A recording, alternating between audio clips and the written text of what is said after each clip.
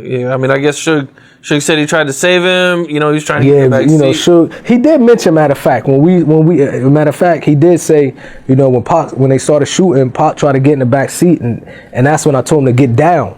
But I believe when he jumped up, that's when he took them bullets. So he did mention that part. You know what I mean? That he tried to save Pac from jumping in the back seat. But I guess when somebody's shooting, you're not thinking your reaction. How do I get out of the way of bullets? I guess at one point, you know, Suge couldn't get the car door open. Yeah, he couldn't get the car door open because his car was damaged, and he's the only one. The police couldn't get the car door open, matter of fact. But Suge was the only one that knew how to get that door open. So even while the cops had guns to him, he still got up and tried to save Pac's life. So the whole rumor is that he was down with it. It wouldn't make any sense. You know what I mean? Doesn't make any sense at all. That he wanted to. Nobody would tell somebody to kill someone while I'm next to you. Right. It just was his time to go, and it wasn't Suge's time to go. You know, that's what happened. I think one of the cops that was there, you know, asked Tupac who did it. Yeah, he said he cursed him out or something. Cursed him out. Yeah, it sounded like Pac. You know what I mean? Yeah. Tupac was cracking jokes, I guess. That's what Suge said. He said Suge, he was all the way home. I mean, on the way to the hospital. You know, Pac used to call him Sweaty Head because, you know, he always was sweating. I guess he was big, always sweating. It could be cold outside, he's sweating, Suge. So he called him and Suge said that Pac was joking. And then he took a deep breath, was like, I don't think I'm going to make it this time. You know, he said from that time on, he didn't, like, Pac just, like, went out and he never recovered, you know? Man, do you get surprised about all the people who think Suge had something to do with it? I do, but now we living in a time, man, where people just, with all the conspiracy theories and stuff like that, you know, it don't make sense. I never thought Suge had anything to do with it. You know, I don't think if you want to kill somebody, you would say, do it, you know, while he's next to me and I'm half of the size of the car. Right. You know what I mean? I don't think, it just doesn't make sense. You know what I mean? I even seen a video where they did a reenactment. And they got a sharpshooter. Like they got a sharpshooter where they took the same type of car and they shot it up. And the guy said even if a sharpshooter would have done it, there's no way he could have protect Suge. Like he was a sharpshooter for U.S. Army something that did it. And they did a reenactment. He said there's no way a person can be in the U.S. Army or the government, a sharpshooter would pull something off and say, I guarantee I can kill this person without you while you're in the driver's seat. You know what I mean? I always thought that was crazy too. Yeah, it's crazy, bro. No, nobody's gonna put a hit on somebody while they're sitting in the car with them. That's that's nuts. You can pay a loser. You got somebody's address. It's easy to pay a loser. Go to his house and shoot him up. You know how we living in these time of days. You know. Yeah, yeah. If Suge wanted him dead, there's so many other opportunities. Definitely. Yeah, I always thought that was crazy, man. You know, after he passed away, there was a lot of rumors about him wanting to leave death row. Yes. Did you ever see anything like that? I never heard him say he was going to leave death row. I heard him say that he's going to do a label, Machiavelli Records, Euthanasia Records, one of them, under death row. Death row was going to be the distributor of his record label. He did mention that. Never heard him say he wanted to leave death row. Why did Tupac rap about death so much? I'm not sure, man. I think because, you know, Pac, when it comes to writing, he was a real artist, like a genius artist, man, where he paid attention and he did songs that can get the attention of the people. And death is one of them things that if you rap about the topic of death, everyone can relate to it. Everyone has someone that they lost. So I think it was just a genius move of him to always pick a topic that no matter if you're black, white, Hispanic, Arab, African, you will be able to relate to death. You lost someone. School this OB media, Napoleon goes crazy and he react to people saying that Suge Knight was using Tupac as a shield so that he can get killed. Man, this is just crazy. All of these theories, people are coming out that Suge Knight was the one that set up Tupac. Why would he set up Tupac to get shot in the head? That would have been crazy. That would have been so crazy, man. So I don't believe that shit. Everything what the people are saying now, the Tupac trial, a lot of people are coming out, a lot of snitches, and they're saying that Diddy was involved in the hit. He paid to get the both of them killed, but they need to prove that shit in court so we can hold this sucker accountable. You need to watch a full video, man. This is interesting. Let's get it. You know what I mean? And I think he did that in a way that was genius. Yeah, it definitely made his music deep. I mean, you know, a lot of the topics that he always picked to rap about, you know, were really good topics. So he was smart when it came to that, you know? Yeah, definitely, man. Yeah. I seen that he gave away some jewelry to you guys. Yes. He gave away the jewelry. I had the Rolex bracelet that he gave to me, you know, right before he went to Vegas in New York. You know, he called me in the room. He had all his jewelry on the table, gave me the bracelet, gave me the ring, a chain. I think I gave Edie a ring, Gaddafi the chain. And then he called the rest in. They took some stuff. A couple days later, Fatal came. He took the watch. But he was just giving away his jewelry. It's very strange. We don't know why. Because a week later, he was dead. You know? Wow, man. And even before he passed away, before he even went to New York, you know them portable, them cameras that you can buy from like the grocery store back in the day, take pictures, get it developed and throw it away. He bought a bunch of these and he was like, man, we don't really got pictures together. Let's just use this whole week and just take a whole bunch of pictures together. And he really just started doing that. Like the last picture I have with him, I'm in his house. I had the yellow shirt on, I'm standing next to him because he was like, let's just take a picture, move. And that's how he was doing before he passed away. You know, some people say, I don't know if it's true. Some people can feel when they're going to pass away. Some people might have, we don't know. Only God knows, really. Yeah, man. Wow. Okay. Not too long after Tupac passes away, maybe it was a while after Tupac passed away, but at one point, Biggie ends up in California. Yes. And he's rapping on the Wake Up Show. Yes. What all happened with that? You know, people took at it as if, I think personally he was dissing Pac. When he did a song, I Ain't Mad At You, he had, like, that's what he said, which I think, coming back to LA, Pac just died. You know, people in LA love Pac. Then when you get on the radio, you do this song and you say something, I ain't mad at you, about somebody getting shot. And then I think they asked him a question, how you feel about the death of Pac? And he was like, I got my own problems. Even the person who was interviewing him, I don't know, it was Julio G back then or one of these guys. They said after that, the phone just kept ringing. People was calling up, threatening him. Like, you better leave LA, you dissing this and that, you very disrespectful. And I think it wasn't a wise move. Definitely wasn't, you know? I don't think people really know how much the fans loved him. I mean, like... Yeah, true. I think if the fans would have known who killed Tupac back then, they would have good. Like, because these some crazy fans. Yeah. I'll be reading the comments. Yeah, like I think they would have been looking for themselves. True. Tupac had that just type of fan support that is just rare. Yeah, they loved him, bro. Did you feel like Biggie, you know, if he was going to diss Pac, he should have dissed him when he was alive? Of course, I think that's the right thing to do. You know what I mean? When he was alive, imagine you don't do no songs dissing him while he alive. But I think that's what rubbed people the wrong way, because they like, now he's not here. You know, you shouldn't diss a person. Once a person dead, I think the beef should die with it. You know what I mean? There's no reason to even continue going and talking bad about him, stuff like that, you know. But it seemed like when Pac was alive, there was no diss tracks back. And when he died, that's when everything started coming out, you know. I don't think it was a wise move at all. You know, people, even like Jay-Z, for example, he said rumors that he had a song dissing Pac, but he said when he died, I couldn't put it out because that's the proper thing to do, you know? Yeah, I've seen him say that too. Yeah, after that, you have ethics and morals. You don't diss a person who's dead. It just doesn't make any sense.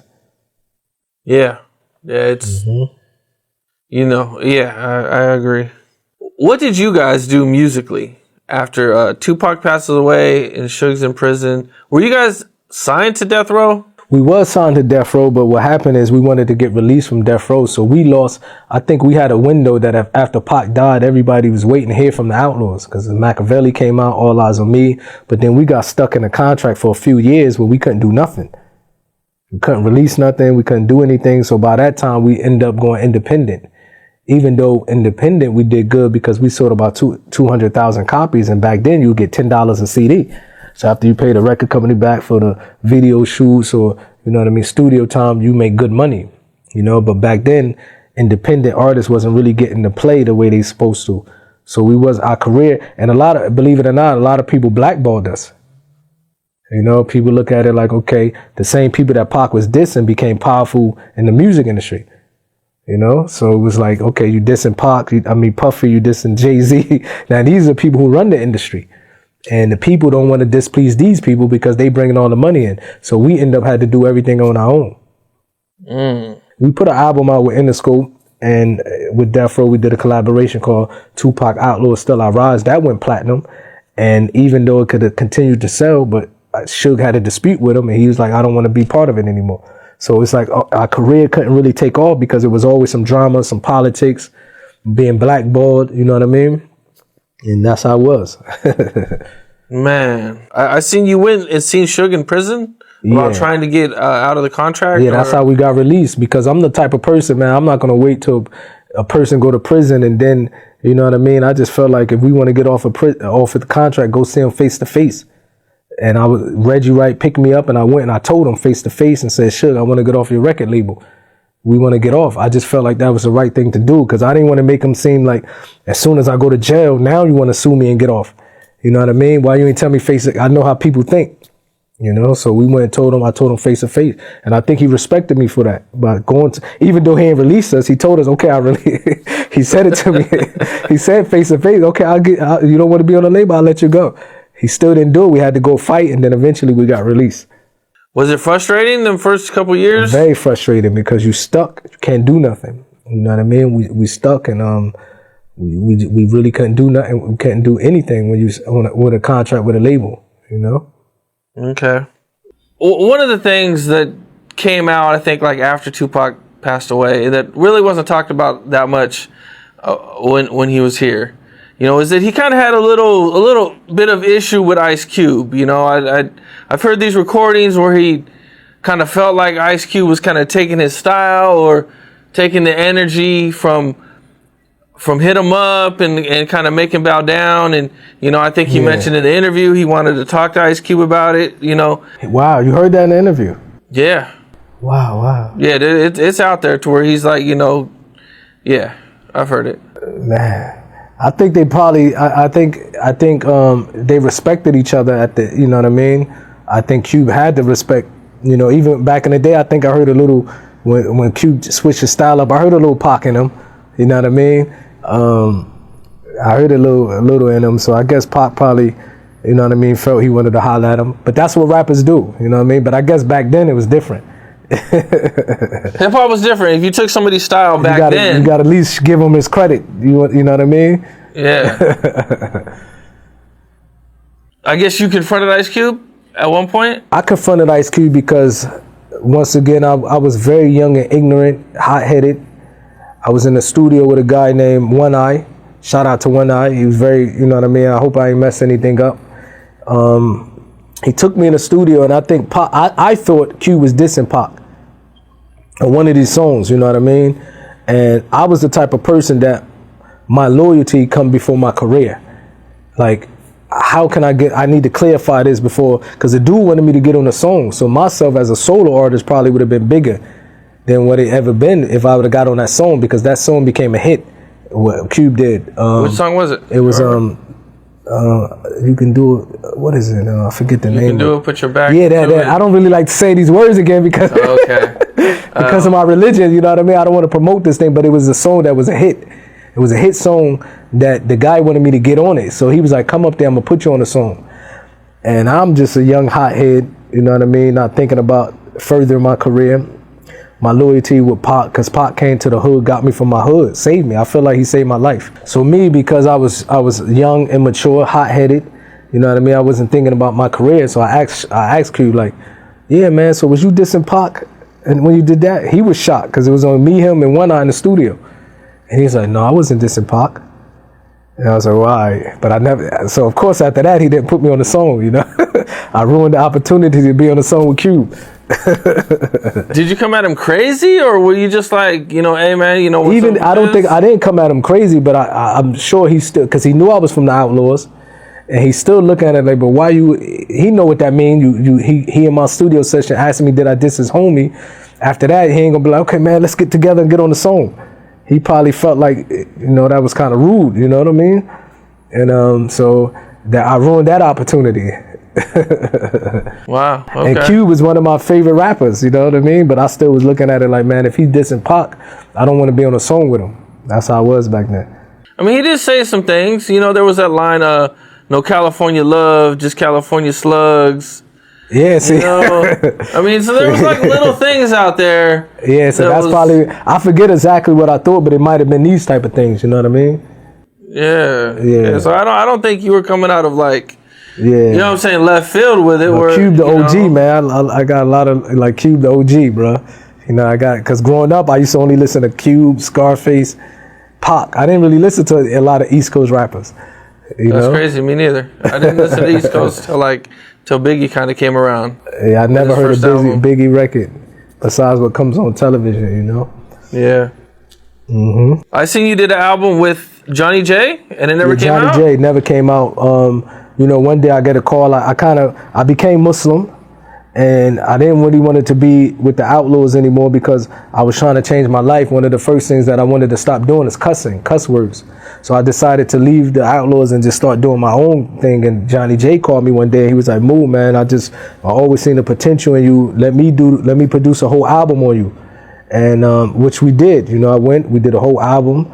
And I remember this is a time when people like Baby, Slim, they was coming in the studio asking Johnny J for beats for Lil Wayne and them. This how big Johnny J, he was an underrated producer, you know what I mean? And so he produced a whole album on me. I didn't say no cuss words. But at that particular time, I started to get more serious into my religion. He wanted me to come and do a performance at a club, I think, at Philadelphia. And I'm Muslim now. So I'm like, you know what? I don't want to be around alcohol. I don't smoke. I don't drink anymore. And I don't deal with women anymore unless I get married. So I said to myself, how can I be in a club doing a rap song when it's pretty much all that stuff that I'm running away with, I'm going to be around. So I came to him. I said, bro, I can't do that. And then I said, matter of fact, I don't really want to be in the music industry anymore. I said, after this record, can you please hurry up and put the record label out because I just want to get away from this industry. You know what I mean? I just want to retire, get away from it. And he was like, okay, give me some time. I'll put it out. He was in discussion with Interscope Records of distributing his record label. And 1 year went past. He didn't put it out. And I'll call him like, man, please. At this time, I wanted to get up and go to Puerto Rico. I mean, not Puerto Rico, Saudi Arabia. You know what I mean? And I wanted to move there. And I'm like, can you hurry up and put the album out so I can move on with my life? And another year went by. He didn't put it out. Then eventually he released me from the record label. He's like, okay, you want to go? I'll release you from the contract. So I always had a lot of respect for Johnny J. He always been a good dude to me. You know, then a couple months later, he went to prison and died. You know, so I really didn't get to see him the last couple, you know what I mean, the last days before he passed away. But even though he released me from his label, it was never no hard feelings, you know? I guess he respected me. I knew Johnny J since I was 15, 16 years old. And he knew that I was taking my religion seriously. So he's like, you know what, if you want to go, he can go, you know? Well, that's what's up. Yeah. a lot of music came out after Tupac passed away. And, you know, we got the Machiavelli 2 early. And the swap meets, you know, we got, I think it went up all the way up to like Machiavelli 17 or something. Crazy, yes. You know, it was wild, man. You know, I mean, these were really good records too. I mean, these were like Machiavelli 2, I don't know. Like, we bumped the hell out of it. You know, like it was dope. Okay. But the family and Death Row starts to remake these records. Yes. Do you feel like a lot of these records were made by Johnny J? Yes. The original. Do you feel like Johnny J should have been involved? Of course. In like the remake of these songs? He was the original one. I think so. I think Johnny J, they also like did him the way they kind of did Gobi.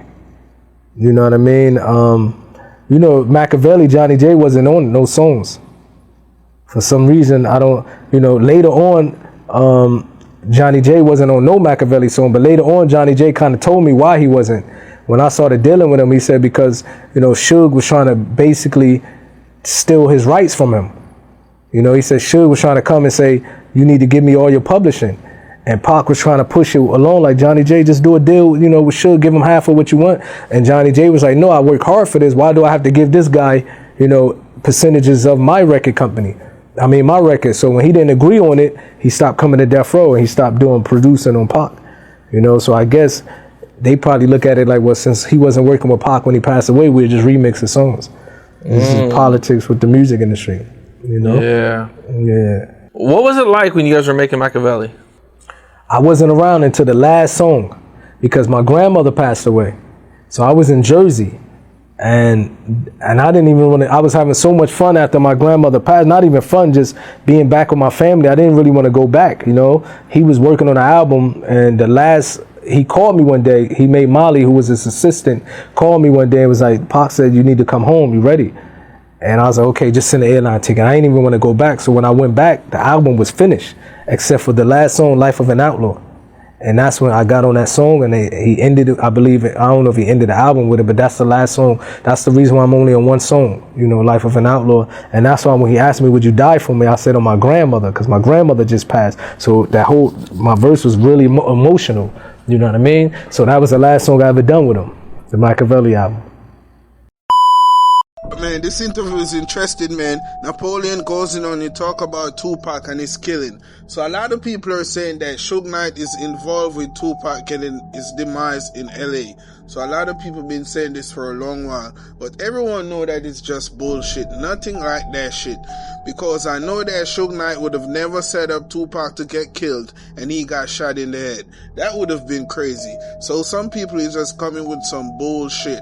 So when they're saying that Diddy is the one that put a hit on Tupac and Suge Knight, I believe that shit. He could have done that shit. Cause they're saying that Eric Von Zip got $1 million to do a hit and Tupac got killed, and Keefe D is talking about it and saying that Puffy give him $1 million. So someone has to be lying. Everyone know what was going on because Suge Knight said that he saw the shooter, he saw who did it, but he's not gonna talk about it because he's not a snitch. They're living in a culture that they're not gonna talk about their killers. They're not gonna talk about who is doing crimes. So I don't know how true it is, but someone know what was really going on and not talking about it. But Diddy was always jealous of Tupac and Biggie Smalls' friendship. He had so much hate for Pac. He did not like to hear Pac songs. All of these people got hate for Pac, man. Jay and Diddy conspired to get Pac out of the way so that they can run the industry. So understand that it's just a strategy, and they had to get Biggie Smalls out of the way because they were the two #1 rappers out. And Jay-Z and Diddy was the biggest after these two rappers died. So it is not a coincidence, man. Diddy sacrificed that boy and he put a hit on Tupac. That is what that ninja did. That's why he's in jail, and now they're investigating if he got something to do with it. It's about 30 years since Tupac died. We need some justice by now. This shit crazy. So when Suge is gonna say that he's not gonna snitch, man, they're gonna give him a court subpoena, or they're gonna give him some time in jail for accessory murder, because they're not gonna tell us who is the one that killed Tupac. That is just wild to me, because we really lost some real legends in this music business, and we need to do something about it, because no way we're gonna lose some of the most influential rapper and some of the greatest rapper that ever lived in one year or some months apart. That is just some wild shit to me, man. So when they're gonna say that Tupac shit was a hit and they thought that Suge Knight was dead because he got a shot in the head, he's a survivor, man. That ninja should have never lost his life that day. It was just Tupac time. He got shot up more than one time, and that time he just did not survive. And he was making jokes. He was taking a lot of pictures with all of his friends. He was giving away jewelry. It seems like Tupac knew that he's not going to be here anymore to bring on his legacy. So it is just so heartbreaking. But it is what it is, man. It's OB Media. Have a blessed day. The Bible says in Song of Solomon 8:6, jealousy is as cruel as the grave. The Quran echoes this, warning us to seek refuge from the evil of the envier when he envies. Jealousy doesn't just hurt you, it buries you. It's a spiritual grave you dig with your own hands. Now here's what psychology tells us. Envy is different from jealousy. Jealousy is, I don't want to lose what I have. Envy is, I want to destroy what you have because I can't have it. This is common in breakups. People kill lovers when they leave them behind for envy. Sociologists help me call envy the great leveler. When people can't rise to your level, they pull you down to theirs. This is what we call social comparison theory. When someone sees you have something they believe they deserve, it triggers what sociologists call malicious envy. The desire not to just have what you have, but to see you lose it. This is common in the workplace. People decide that they don't like you. You can't figure out why. They don't want to just dislike you. They want to make sure you lose your job. Now let's talk about Tupac and Diddy. Two different men, two different energies, two different spirits. Tupac was naturally what Diddy had to work to appear to be. You hear me? Tupac was a born superstar, poet, lyricist, activist. His mother was a Black Panther. He came from power to the people. He came from feed the hungry. He came from fight for freedom. Diddy came from hustle culture. Do whatever it takes. Step on whoever you need to. Pimp the game to make it. Sociology calls this cultural capital. Tupac had what some call embodied cultural capital. Knowledge, skills, and values passed down through family and experience. He didn't have to perform authenticity. He was authentic. Diddy had to acquire it. He had to build a brand, dance about it. And when you're building what someone else embodies, that creates what sociologists call status anxiety. You're always performing, always proving, always threatened by the real thing. By 1990, Tupac was already in motion. Poetic justice, juice. John Singleton saw his it factor. The world saw it. Before 25, Pac did what most people won't do in 70 years of life. Live a life of purpose. Nobody looked at Diddy and felt what they felt when they saw Pac. Because one was chosen and the other was envious. There's a psychology to destruction.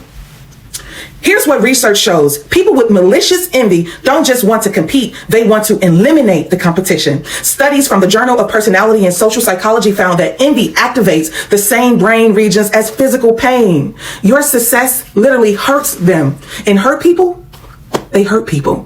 When you know who you are, when you walk in your purpose, you will attract envy. People will try to kill you. People will try to take you out. But here's the real danger. The devil will try to make sure you take yourself out. When you're special, you don't just fight the hate outside. You fight the hate inside. Psychologists calls this internalized oppression. When the hate becomes so loud, you start believing it yourself. Depression, self-doubt, self-destruction. That's the real weapon. Guard your spirit. Protect your energy. Understand the systems at play. Spiritual, psychological, and social. And never let jealousy bury you, because the grave is patient and envy is the shovel. I'm Madam President with a Z. I'm 100% politically incorrect. I'm here to finish what Harriet started, move or die. Also, I wrote a book, How to Survive a Trump America.